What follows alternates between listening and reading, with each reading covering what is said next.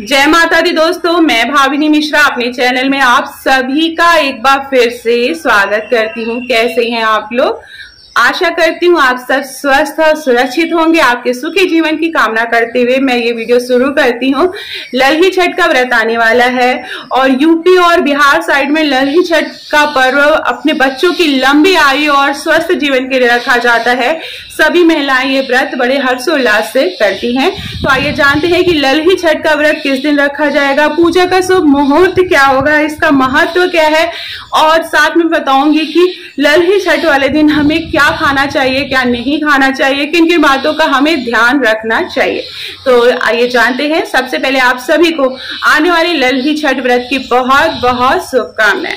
ललही छठ का व्रत जिसको कि बलराम जयंती का पर्व भी माना जाता है। ऐसा माना जाता है कि इस दिन बलराम भगवान का जन्म हुआ था, तो बलराम जयंती के नाम से भी जाना जाता है। और उनका जो प्रतीक है वो हल चलाते थे, हल लेके चलते थे, तो इस तरह से बलराम जयंती का पर्व मनाया जाता है। तो ललही छठ का जो व्रत है वह भाद्रपद माह के कृष्ण पक्ष की षष्ठी तिथि को रखा जाता है।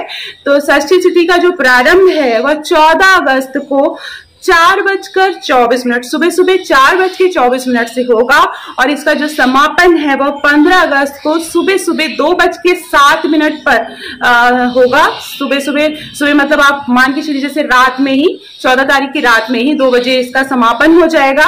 तो उदया तिथि के हिसाब से 14 अगस्त को हमारा जो ललही छठ का व्रत है वो रखा जाएगा। ललही छठ का जो व्रत है उसका महत्व यह है कि जो माताएं हैं अपने बच्चों की लंबी आयु और स्वस्थ जीवन के लिए व्रत रखती हैं। पुत्र की लंबी आयु, पुत्री की लंबी आयु के लिए यह व्रत रखा जाता है। आजकल सभी महिलाएं यह व्रत रखती हैं। आइए जानते हैं कि पूजा का शुभ मुहूर्त क्या होगा। ज्यादातर जो ललही छठ की पूजा होती है वह दोपहर के समय ही होती है। इसका पूजा का शुभ मुहूर्त तो सुबह 11 बजे से लेके दोपहर के 1 बजे के बीच में आप पूजा कर सकते हैं। 11 से 1 बजे के बीच में इसका पूजा का मुहूर्त है। ज्यादातर जब भी ललही छठ की पूजा की जाती है दोपहर के समय ही की जाती है। तो आइए जानते हैं कि ललही छठ के दिन हमें क्या खाना चाहिए और क्या नहीं खाना चाहिए।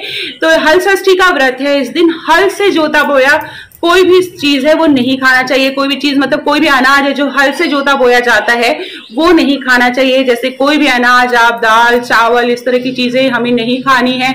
सब्जियां नहीं खानी रहती हैं, बहुत सारी सब्जियां होती हैं वो नहीं खानी होती हैं क्योंकि वो भी हल से जोती बोई जाती हैं, उसके बीज डाले जाते हैं। तो हल से जोता बोया नहीं खाया जाता है। ज्यादातर जो महिलाएं हैं वह पसही का चावल आता है, एक रेड कलर का होता है, लाल रंग का होता है, जिसे तिन्नी का चावल भी कहते हैं, वही खाया जाता है। चीनी भी नहीं खाई जाती है क्योंकि चीनी गन्ने से बनती है और गन्न को भी जोता बोया जाता है हल से। तो जैसे किसी को चाय पीना है तो आप महुआ से बनी हुई चाय, महुआ का विशेष महत्व रहता है इस व्रत में। महुआ का विशेष महत्व रहता है। महुआ से की चाय बनाई जाती है, महुआ आप खा सकते हैं। उसके अलावा जो है आप तिन्नी या पसही का चावल खा सकते हैं। तो ये सारी चीजें खाई जाती हैं। आइए जानते हैं पूजा सामग्री क्या क्या लगेगी। पूजा सामग्री में हमें एक जो है कुशा चाहिए। कुशा आप किसी गमले में एक जगह लगा सकते हैं और कुशा में हमें हल्दी घोल के अर्पित की जाती है, गंगा जल अर्पित किया जाता है। मैं साथ में बताते चल रही हूँ पूजा विधि भी, कैसे पूजा करनी है। फिर हमारे अगर एक बच्चे के लिए हम व्रत रह रहे हैं तो एक बच्चे के लिए 6, छठी का व्रत है तो हर चीज 6 चढ़ती है।